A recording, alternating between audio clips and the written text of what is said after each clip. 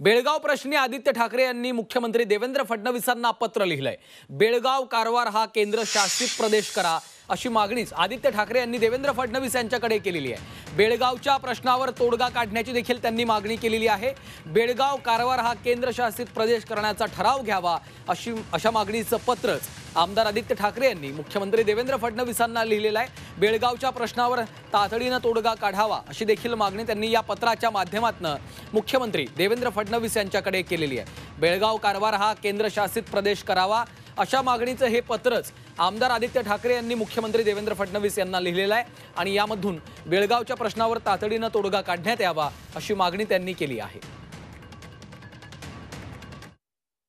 आमचं सरकार असताना आम्ही कोर्टात देखील मागणी केली होती आणि ही कोर्टाची केस जी आहे ती कोर्टाची केस त्याचा निकाल लागेपर्यंत आमची सतत ही मागणी राहिली आहे। अनेक वर्ष राहिलेली आहे ही मागणी की तो परिसर जो पूर्ण आहे तो केंद्र शासित करावा। कुठच्याही राज्याचा म्हणजे कर्नाटकाचा त्याच्यावर अधिकार नसावा।